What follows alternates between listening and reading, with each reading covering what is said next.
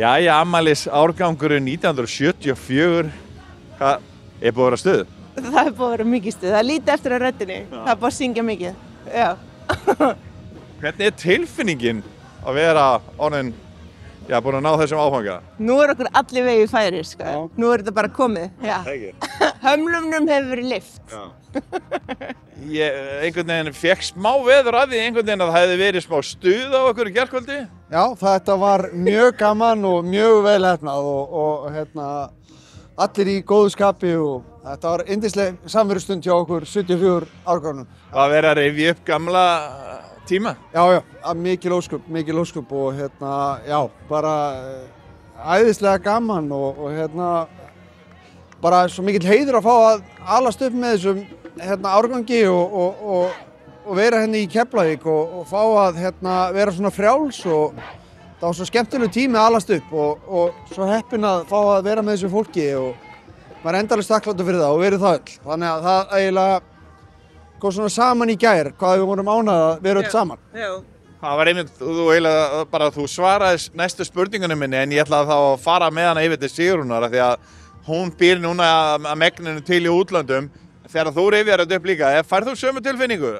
Já, og svona svolítið ótrúlegt að hugsa tilbaka, þú veist, hvernig einhvern veginn struktúrinn og öllu sem foreldri líka núna, magna við skulum lifa þetta af bara, þú veist það, en það, náttúrulega maður var fyrir vikið, náttúrulega rosalega svona sjálfstæður og ég held að það sé það sem einkennir bara einstaklingana, þú veist, að maður stendur undir sjálfum sér af því að maður þurfti að gera það, þú veist, að það, já, og bara að kunna taka ábyrgð á sjálfum sér. Ég held að það sé eitthvað sem við förum með. En nú býrð þú í Englandi, í London. Er rosalega mikill munur? Já, ég meina það sem ég upplifði í æsku er ekki svipað því sem að börnin mín upplifa í London og það eru kostar og gallar, þú veist, á báða vegu. Að ég er ekkert að segja að það hafi verið algott og það var ekkert endilega auðvelt að alast upp í Keflavík. Þetta er svolítið full on umhverfið, þú veist, og þetta er svona, já, maður þarf að berjast fyrir sínum rétti og sjálfum sér, sko. En það eru mörg tækifæri sem ég hefði náttúrulega bara gefið útlim fyrir sem börnin mín fá í Bretlandi sem er bara öðruvísi, en það er bara maður velur sér hvar maður elur mannin og maður býr að uppeldinu auðvitað, þú veist, já.